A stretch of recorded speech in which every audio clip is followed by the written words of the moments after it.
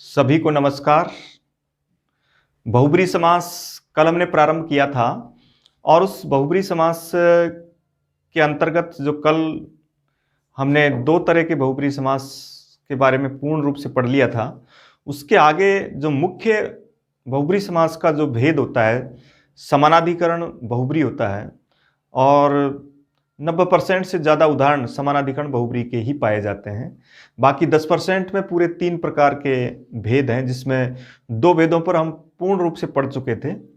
तीसरा भेद जो था व्यधिकरण बहुब्री, उसके कुछ उदाहरण हमने पढ़े थे और आज हम समानाधिकरण बहुब्री पढ़ रहे हैं। तो देखिए, कल को एक बार मैं वापस दोहरान करता हूं थोड़ा सा। कल हमने एक तो तुल्य योग बहुब्री के बारे में पढ़ा था और उसके बारे में केवल 2 बातें हमें याद रखनी है। अगर किसी समस्त पद का प्रथम पद स या सह हो और उसके पश्चात दूसरा पद जुड़ करके कोई समास होता है, तो वहां 2 ही समास हो सकते हैं, या तो वो अव्ययीभाव होता है या फिर बहुब्री होता है। अव्ययीभाव और बहुब्री में बहुत बड़ा अंतर है। स्थिति एक जैसी, दोनों में स मिलेगा, तो वहां आकर के हम ये देखेंगे या तो अव्ययीभाव या बहुब्री। अब अव्ययीभाव की तो एक लिमिट है। अव्ययीभाव के अंतर्गत लास्ट में उसको नपुंसक लिंग के रूप में प्रयोग करते हैं, एक अव्यय के रूप में। इसलिए वहां 3-4 स्थितियां हमको पद के अंत में दिखाई देती है। या तो वो अम के रूप में वो पद समाप्त होता है, या फिर उसके पश्चात ह्रस्व स्वर विसर्ग रहित प्रयोग किए जाते हैं, तब अव्ययीभाव की पहचान। इससे विपरीत जितने भी स्थितियां आएगी, वहां सब जगह आपको अपना बहुब्री उत्तर भरना है। जैसे सहरी में विसर्ग आ जाता है, इसका मतलब बहुब्री है, और सहरी में अगर विसर्ग नहीं आता है, इसका मतलब अव्ययीभाव है। तो इस तरीके से मैं समझता हूं कि स वाला समास आप कभी गलत नहीं करेंगे। स के रूप में आपको इस तरीके से उत्तर भरना है आपका, या तो वो अव्ययीभाव के रूप में होगा या फिर वो आपका बहुब्री समास के रूप में होगा। लेकिन जहां दीर्घ मात्राएं, इस तरह की स्थितियां हैं, वहां निश्चित रूप से आप बहुब्री समास भरते हैं। अब देखिए आगे, समानाधिकरण बहुब्री को हम ले रहे हैं आज, और उसमें कुछ विशेष बातें हैं जिसमें ये देखा जाता है कि कई बार ऐसा होता है कि इसके विग्रह में हम क्या भरें, उसको थोड़ा सा इस तरीके से समझें तो निश्चित रूप से हम बहुब्री समास का विग्रह भी कर सकेंगे। क्योंकि विग्रह में बड़ी दिक्कत ये आती है कि कभी कभी ये देखते हैं कि ये यस्य से क्यों आ गया, येन से क्यों आ गया, यम से क्यों आ गया। तो उसको हम सबसे पहले ले रहे हैं आज, और उसके बाद उससे संबंधित जो अन्य उदाहरण होंगे उसके पश्चात लेंगे। तो सबसे पहले देखो, बहुब्री समास का जो समानाधिकरण का विग्रह है, उसमें हमको इस तरीके से याद रखना है कि यहां ये सब जो पद हैं वो प्रथमा और प्रथमा के रूप में रहेंगे। यहां हम द्वितीया से लेकर सप्तमी तक की कोई सी विभक्ति का प्रयोग करेंगे, और यहां प्रथमा होगा, ये यत् शब्द का रूप होगा इस जगह पर, और उसमें हमको ये चेंज करना है। यही परिवर्तन करना है बहुब्री समास के उदाहरणों में। बाकी ये निश्चित कर लो कि जो आप पढ़ चुके हो उनके अलावा अधिकांश उदाहरण समानाधिकरण बहुब्री के हैं। तो जैसे ही बहुब्री नाम आता है, आप समझ लें कि वहां हमको ये 3 स्थानों पर प्रथमा विभक्ति भरनी है। अब प्रथमा विभक्ति का वचन कोई सा भी हो सकता है, वो उसके ऊपर निर्भर करता है कि वो शब्द कौन से वचन का है। तो यहां पर विशेष ध्यान देना है, और इसको समझने के लिए ये तरीका है। ध्यान से देखिए। अब हम इस जगह पर द्वितीया भी कर सकते हैं, तृतीया भी कर सकते हैं, चतुर्थी, पंचमी, षष्ठी और सप्तमी, 6 विभक्तियां हम यहां कर सकते हैं। यहां प्रथमा नहीं होगी, क्योंकि प्रथमा होने पर फिर सब प्रथमांत हो जाएंगे। इसलिए याद रखो कि कब हमको ये भरना है,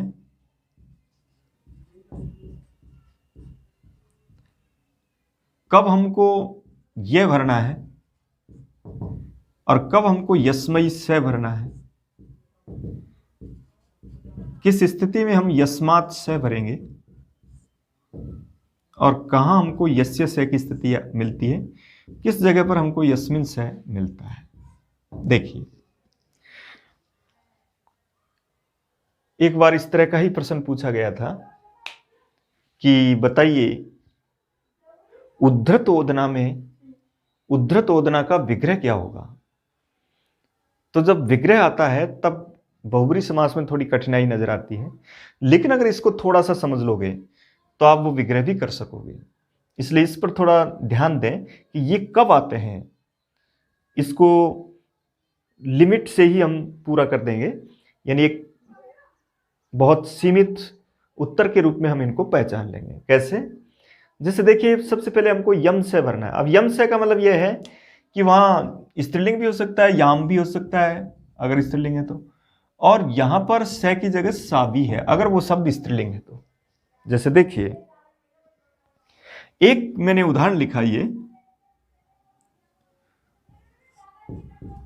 प्राप्तोदकः, इस तरह का उदाहरण बना। अब यह पूछा गया कि प्राप्तोदकः में समास क्या है, तो यहां एक कठिन सा प्रश्न है ये, क्योंकि हमने तत्पुरुष समास में भी ये पढ़ा था कि प्राप्त और आपन के साथ द्वितीय तत्पुरुष होता है, लेकिन वो प्राप्त और आपन उत्तर पद में होना चाहिए। लेकिन आगे एक और सूत्र बनाया पाणिनि ने, प्राप्तापन्ने च द्वितीया, और उसके अनुसार हम प्राप्त और आपन दोनों तरफ हो सकता है, पहले भी हो सकता है, बाद में भी हो सकता है। तो सूत्र के आधार पर हम उसको द्वितीय तत्पुरुष भी भर सकते हैं, जिसमें प्राप्त पहले भी आए अथवा बाद में। लेकिन अब जब स्थिति इस तरह की है कि यहां अन्य पद प्रधान के रूप में कोई आ रहा है, तब वहां उसको हमको बहुब्री ही भरना है। उस उदाहरण के लिए आप याद रखें कि जिस उदाहरण को आधार बना करके वो सूत्र लिया गया था, उस उदाहरण को तो वही राइट करना है। जैसे वहां पूछा था जीविका प्राप्त है या प्राप्त जीविका है, तो प्राप्त जीविका को उस सूत्र का उदाहरण बनाया, इसलिए वहां बहुब्री जैसी स्थिति नजर आने पर भी आपको उसमें तत्पुरुष, द्वितीय तत्पुरुष ही भरना है, क्योंकि वहां उस सूत्र का उसको उदाहरण बनाया गया है। लेकिन अब इस तरह के जो पद हैं जहां अन्य पद प्रदान हैं, जिसमें यह कहा गया कि प्राप्तोदक में क्या विग्रह होगा, तो विग्रह किया इसका प्राप्तम उदकम यम से। देखो ध्यान से, उदके के पश्चात अकारांत विसर्ग है, इसका मतलब यहां से आएगा। अगर यहां आकारांत हो, बिना विसर्ग का हो, तब आपको सा लिखना है। जैसे ही ये सा होगा, इधर वाला भी स्त्रीलिंग बन जाएगा। इसलिए याद रखो कि दोनों शब्द ये या तो पुल्लिंग में होंगे या स्त्रीलिंग में होंगे या नपुंसकलिंग में होंगे। तो ऐसी स्थिति में याद रखें कि ये जो उत्तर पद का जो पश्चात है विसर्ग आदि आ, वो आपको इसमें मदद करेगा कि क्या आएगा। यहां जो आप लिख रहे हो उसमें ये याद रखना है कि दोनों पद में से हमको बाद वाला जो पद है उसका थोड़ा सा ये याद रखें कि उसमें वो शब्द पुल्लिंग है कि स्त्रीलिंग है या नपुंसकलिंग। जो शब्द जिस तरह का है, अगर वो पुल्लिंग है तो उसको पुल्लिंग में ही लिखा जाएगा, अगर वो स्त्रीलिंग है तो उसको स्त्रीलिंग में ही लिखा जाएगा। विभक्ति में अब सोच विचार करने की जरूरत नहीं कि कोई पूछे कि बताओ उदकम में कौन सी विभक्ति, तो हमारा दिमाग रहता है कि मैं है, इसमें द्वितीया भी हो सकती है। लेकिन यहां स्पष्ट हो जाए आप कि इनमें प्रथमाई, क्योंकि यहां हमने एक लाइन लिखी है ना, फर्स्ट फर्स्ट और लास्ट में फर्स्ट, तो ये प्रथमाई कहलाएंगे। यानी इसका मतलब समझ जाओ ये नपुंसकलिंग है और इनके पश्चात में आ रहा है। इस तरीके से हमको विग्रह करना है। अगर इसको मैं प्राप्तोदका कर देता हूं तो प्राप्तम उदकम याम सा, प्राप्त हो गया है उदक जिसको, ऐसी वह, और जिसको ऐसा वह। ये पुल्लिंग तो ये भी पुल्लिंग, ये स्त्रीलिंग तो ये भी स्त्रीलिंग। इसलिए याद रखो अगर यहां आ है तो आपको सा लिखना है और इधर वाले को भी स्त्रीलिंग करना है। एक है, जैसे एक लिखा आपन्न दुख है। अब विग्रह करेंगे आपन्नम, आपन्नम दुखम यम से। प्राप्तोदक है, आपन्न दुख है, प्राप्तानंद है, प्राप्त है आनंद है, यम से प्राप्त हो गया है जिसको आनंद। तो पहला चरण समाप्त विभक्ति का। यहां यह निश्चित कर लो कि अगर कोई बहुब्री समास की पहचान में आया और उसका पहला पद प्राप्त और आपन्न जिनके साथ द्वितीय आती है उनका प्रयोग अगर हुआ प्रथम पद के रूप में, तब आपको ये यम द्वितीय विभक्ति भरनी है। इसका समाधान ऐसे करेंगे आप। मुश्किल से 2-2-3-3 ऐसे उदाहरण शब्द याद रखने जिसके आधार पर आपका ये उत्तर राइट हो जाएगा। इसके बाद देखो, यहां ये याद रखो कि एक तो ये और एक ये, इसके उदाहरण सबसे ज्यादा होते हैं। तो इससे पहले इनको पढ़ो जिनके उदाहरण कम होते हैं। तो यम से का ऑप्शन राइट आपका बिल्कुल। ये याद रखें, प्राप्त आपन्न की स्थिति जब प्रथम पद के रूप में हो और बहुब्री समास मिले तब आपको यम भरना है। इसके बाद अब मैं यस्मई पर आता हूं। यस्मई से कब आएगा? जहां पर इस तरह का कोई शब्द होगा जैसे मैंने लिखा है कि ये देखिए, दत्त भोजनय। पूछा गया कि ये समास कौन सा है। कितना सरल उत्तर है। 2 पहचान है इसके अंतर्गत। पहली पहचान कि लास्ट में जो भोजन शब्द है वो ल्युट प्रत्यांत है, और ल्युट प्रत्यांत शब्द हमेशा नपुंसकलिंग अनम होता है, भोजनम होता है। और उस भोजनम की जगह हमने भोजने लिखा है तो समझ जाओ ये बहुब्री समास है। इससे भी पहचान कर सकते हो आप।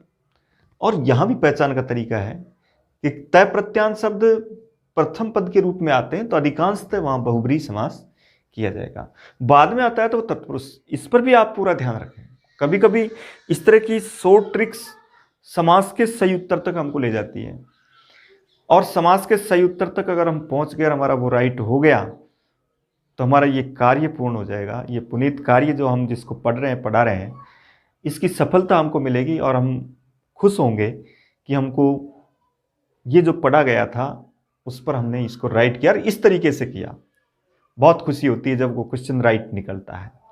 तो दत्त भोजन है, क्या विग्रह करेंगे? दत्तम।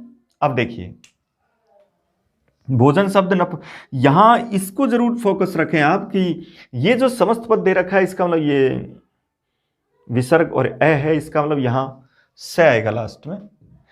दूसरा, अब देखो, अब जब विग्रह करते हैं ये पद कैसे आते हैं? आएगी प्रथमा विभक्ति, तो प्रथमा में थोड़ा ध्यान रख लें कि भोजन शब्द क्या होता है। भोजन शब्द नपुंसकलिंग है तो प्रथमा में क्या बनता है? भोजनम बनता है, इसलिए इसको हम भोजनम। जब ये राइट हो गया हमारा कि ये आएगा तो फिर ये भी राइट हो गया। इसको भी ऐसा कैसा लिखना है? वहां मैं है तो इसको भी मैं करना है, यानी वो नपुंसकलिंग है तो ये भी नपुंसकलिंग है। कुछ नपुंसकलिंग ऐसे होते हैं जिनमें विसर्ग आता है तो वहां विसर्ग आने पर नपुंसकलिंग, इनमें फिर मैं का ही प्रयोग होता है। तो दत्तम भोजनम, अब स आएगा पीछे, लेकिन अब एक सही उत्तर की तरफ चलो। वो पूछेगा बताओ दत्त भोजन का विग्रह क्या है। एक में लिखेगा दत्तम भोजनम यम से दत्तम भोजनम येन से दत्तम भोजनम यस्मई से दत्तम भोजनम यस्मात् से। तो अब समझ जाओ यहां हमको ये राइट करना है, यस्मई से, क्योंकि देने के योग में चतुर्थी आती है, इसलिए देने के योग वाली अगर कोई क्रियापद पूर्व में लिखा गया है, जैसे दत्त भोजन है, जैसे यह है उपहृत पशु है। अब देखा आपने, उपहृत पशु, उपहृत का मतलब उपहार में दिया गया, उपहार में दिया गया है पशु जिसको। तो अब यहां उपहृत और दत्त एक जैसी बातें हैं। अब इसमें देखो, अब इसको यहां पशु से हम राइट नहीं कर पा रहे हैं क्योंकि पशु शब्द पुल्लिंग है अपने आप में, तो यहां थोड़ा सा हम गलत उत्तर की तरफ भी पहुंच जाते हैं। तो यहां जब स्पष्ट स्थिति क्लियर नहीं हो रही तो यहां थोड़ा सा समाधान करें। यहां कत प्रत्यांत है तो ये इसको भी इसी तरह विग्रह। अब पशु शब्द पुल्लिंग है तो पुल्लिंग के रूप में लिखा जाएगा और इसको उपहृतय लिखेंगे।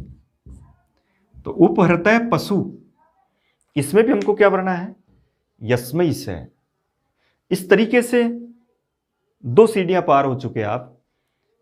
बहुब्री समास के 2 तरह के विग्रह को हम राइट कर रहे हैं और 2 शब्द हमने याद किए कि प्राप्त और आपन जब पूर्व पद रहेगा, प्रथम पद रहेगा, तब हमको यमसे के रूप में विग्रह करना है। और इसके साथ ही दत्त भोजन है, उपरत पशु, ऐसे देने के योग की जो क्रियाएं आई उनमें हमको यस्मई से करना है। अगर ये दत्त भोजना आ जाए तो यस्यई सा होगा, फिर स की जगह क्या हो जाएगा, सा कर देंगे अगर स्त्रीलिंग है तो।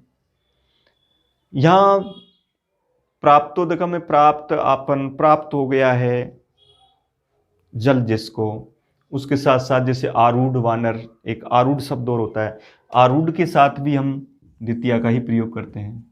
तो जैसे आरूढ़ वानर शब्द है तो यहां भी यही होगा, आरूढ़ है वानर है यम से, चढ़ गया है बंदर जिस पर ऐसा वह वृक्ष या कोई भी वस्तु, तो उसको आरूढ़ वानर कहेंगे। तो आरूढ़ वानर में भी यम आएगा, याद रखो। हालांकि अर्थ पर आ रहा है लेकिन आरूढ़ के साथ कर्म कारक होता है वो, इसलिए वहां भी हम यमसे का प्रयोग करते हैं।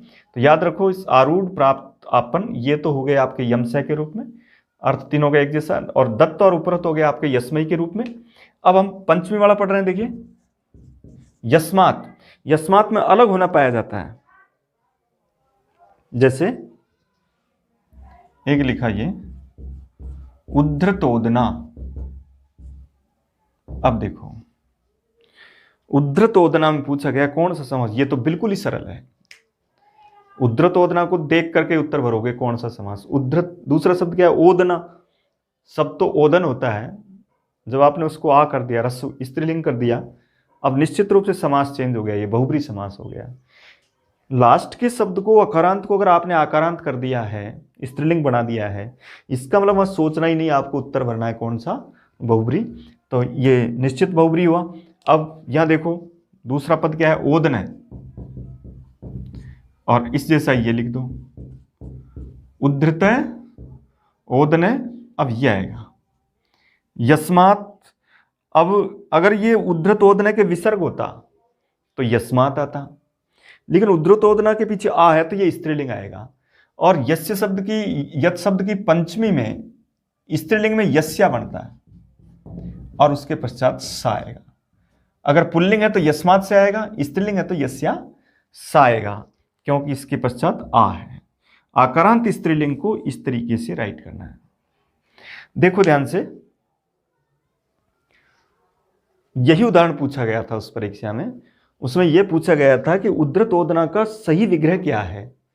एक में दे देगा वो उद्धृतोदनय यस्मात् से, एक में दे देगा उद्धृतोदनय यस्या सा। इसका उत्तर 100% राइट करेंगे। अब आप जब आकारांत स्त्रीलिंग हो या इकारांत स्त्रीलिंग हो तब आपको यस्या सा या सा के रूप में जो भी आएगा सा करेंगे। विसर्ग अकारांत के रूप में, पुल्लिंग के रूप में आएगा तब आपको स करना है। इसमें कभी गलती नहीं करें, अच्छी तरह से देखें, उदाहरण को अच्छी तरह से देखें, फिर अपना निर्णय करें। आपके पास कई सुविधाएं होती है, 4 ऑप्शन होते हैं, अच्छी तरह से उनको देखें कि वहाँ कौन सा उदाहरण राइट हो सकता है। गंभीरता से, धैर्य से पढ़ना पड़ता है और धैर्य से उत्तर देना पड़ता है, तब आपका क्वेश्चन राइट होता है। समास वाला कोई भी नया उदाहरण आए तब भी घबराने की जरूरत नहीं। इस तरीके से उदाहरणों को देखते हुए कि क्या है उसके पश्चात का शब्द। समास में बाद वाला शब्द ज़्यादा महत्वपूर्ण होता है। बाद वाले से जब आपको सफलता नहीं मिले तब प्रथम पद को देखना होता है।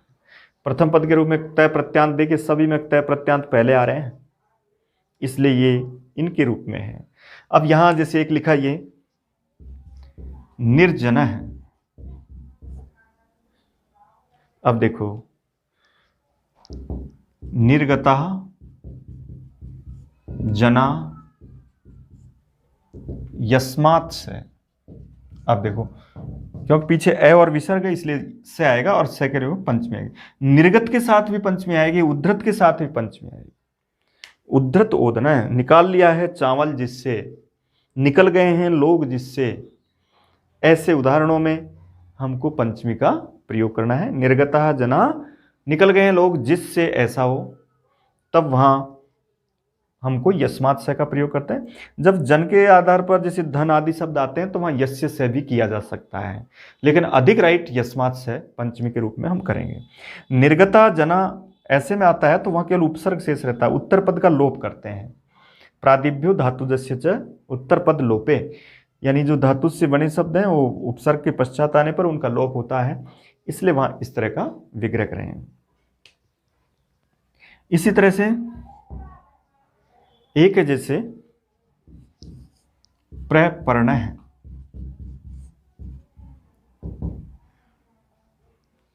पूछा गया कौन सा समास, बिल्कुल राइट उत्तर पर्ण शब्द पर्णम शब्द के रूप में लिखा गया।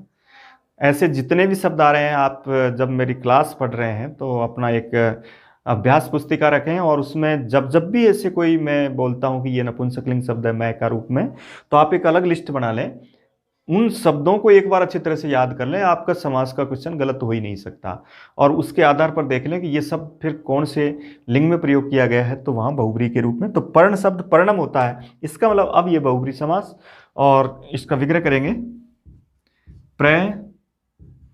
प्रपतितानि पर्णानि, गिर गए हैं पत्ते जिसके या जिससे, दोनों का प्रयोग कर सकते हैं।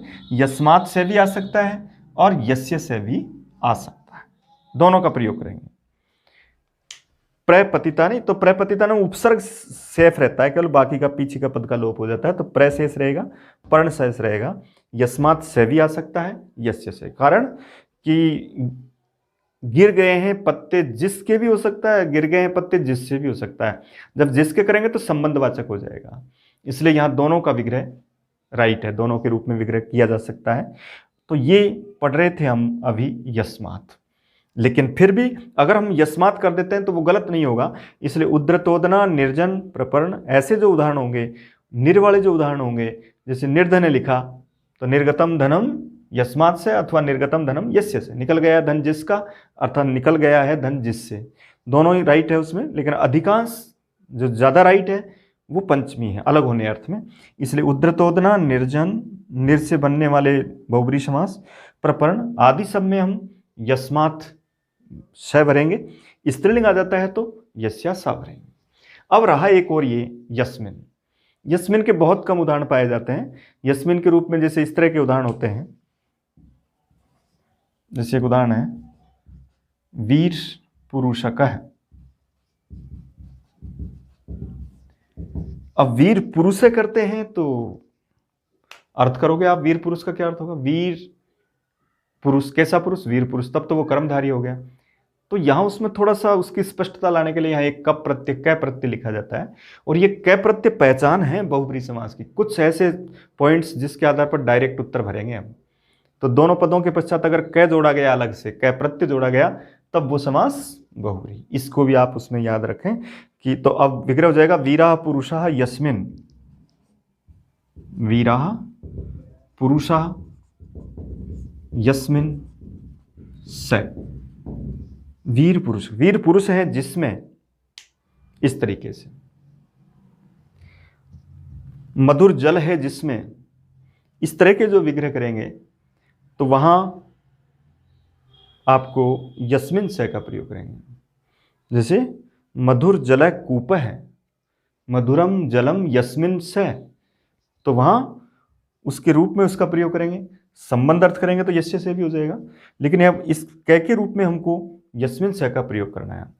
चार आपके पूरे हुए, यम, यस्मई, यस्मात्, यस्मिन। इनमें तो आपको ये शॉर्ट तरीके से आपको ये शब्द याद रखने हैं और इनके साथ ये भर देना है, बहुत सरल है। अब बचे दो, येन और यस। अब जो दो बच गए उनका सीधा तरीका है, जैसे यस्य से का की बात आती है, यस्य से के बहुत सारे उदाहरण होते हैं। कल मैंने एक उदाहरण पढ़ाया था आपको, जैसे कि जैसे ये नाम किसी का लंब कर्ण है, लंबोदर है, त्रिनेत्र है, चित्रगु आदि जो उदाहरण है उनमें देखिए लंबकरण में कहा गया कि बताओ समास कौन सा, क्या तरीका अपनाएंगे हम। लंबा कान, ये कर्मधारय का जो विग्रह है ये राइट नहीं है। कारण, क्योंकि कर्ण के रूप में द्विवचन का प्रयोग होना चाहिए, तब तो कुछ हद तक राइट है कर्मधारय। लेकिन लंबकर्ण जब प्रथमांत एक वचन के रूप में हो गया, तब समझ जाओ इसका ये बहुब्री समास हो गया। और विग्रह है लंबे हैं कान जिसके, लंबऊ कर्णऊ। अब बताओ आपने इतना सब कुछ पढ़ा था, अब क्या भरेंगे इसमें, यम से यन से यस्मिन से। तो बिल्कुल सीधा उत्तर हो गया कि ये जितने भी जो बचे हुए हैं उनके साथ, सबके साथ ये तय प्रत्यांत ज्यादातर ऑप्शन के साथ ही आ रहा, और जिसमें तय प्रत्यांत नहीं है वो ऑप्शन अधिकतर इसमें आएगा, यस्य से के रूप में होगा। इसलिए यहां देखो तय प्रत्यांत नहीं है। चित्रगु में नहीं है तो चित्रगाओ यस्य से हो जाएगा, ठीक है। लंबोदर में नहीं है तो वहां पर भी यही हो जाएगा। इस तरह के जितने भी उदाहरण आएंगे, जैसे पीतांबर है तो पीतम अंबरम यस्य से। अब यह पीतम भी पीले के लिए है, तय प्रत्यांत के रूप में नहीं है, एक रंगवाचक विशेषण के रूप में है, तय प्रत्यांत क्रिया के रूप में नहीं है, इसलिए यहां भी यस्य से भरेंगे। तो यस्य से का मतलब समझ गए आप, यस्य से जब तय प्रत्यांत नहीं है, और जहां हिंदी अर्थ कर रहे हैं, जहां जिसका अर्थ आ रहा है उसमें आपको यस्य से भरना है, और अगर वो स्त्रीलिंग है तो आपको यस्या सा भरना है। जैसे देखिए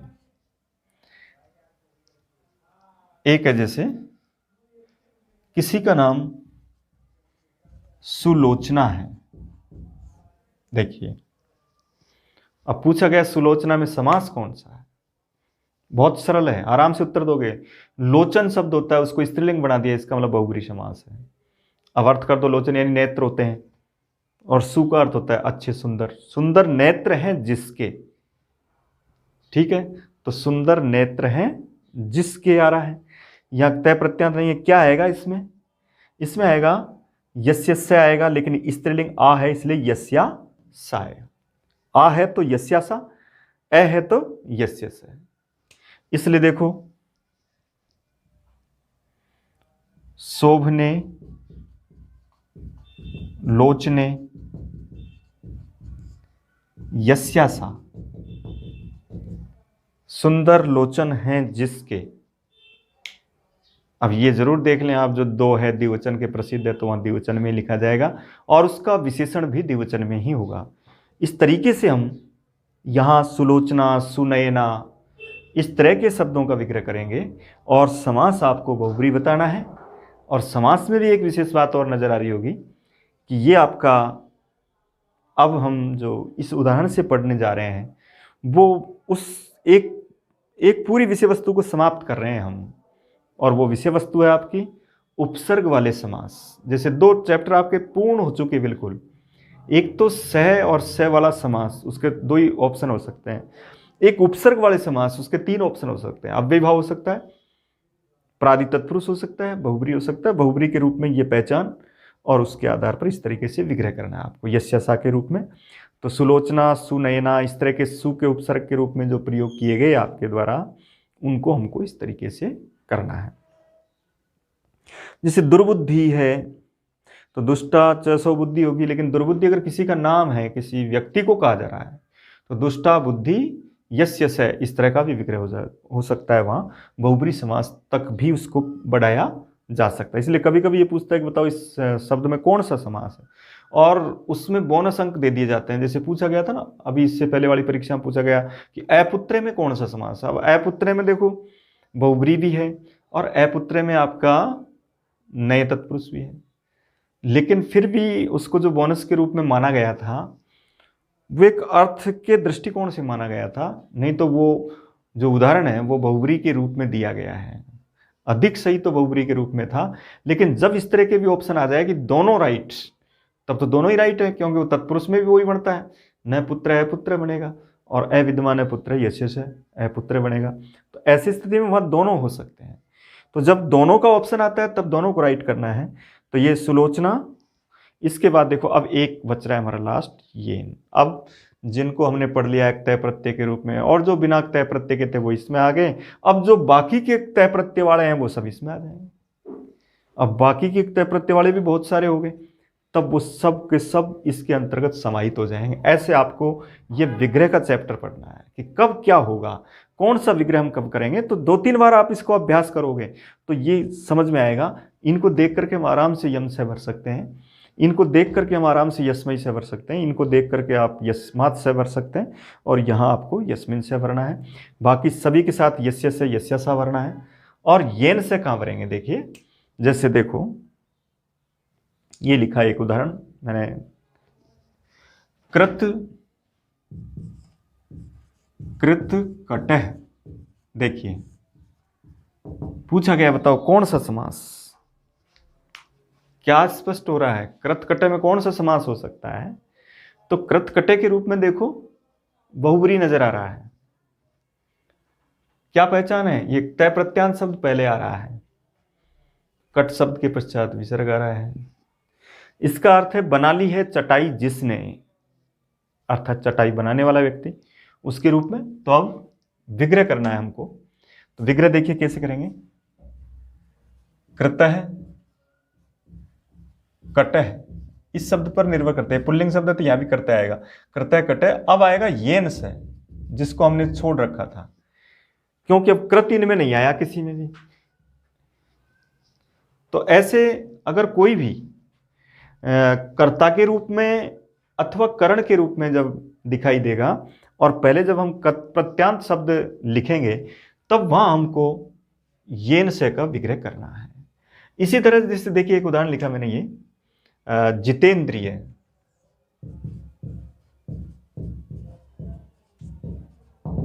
देखिए तो जितेंद्रिय में समास पूछा गया, कौन सा समास।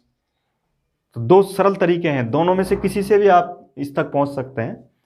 जितेंद्रिय में पहला पद जब समास के लिए पूछा जाता है तो हमको ये देखना होता है कि प्रथम पद क्या है, तो जित है, और दूसरा पद इसमें इंद्रिय है। तो दोनों से हम दोनों ही तरीकों से इसमें बहुब्री समास भरने जाएंगे, क्योंकि पहला ऑप्शन तो ये राइट इस तरीके से होगा कि पहले पद में तय प्रत्यय जुड़ा हुआ है, और तय प्रत्यांत शब्द जब प्रथम में आएगा, प्रथम पद के रूप में आएगा, तब उसमें बहुत अधिक संभावनाएं बहुब्री समास की होने की होती है।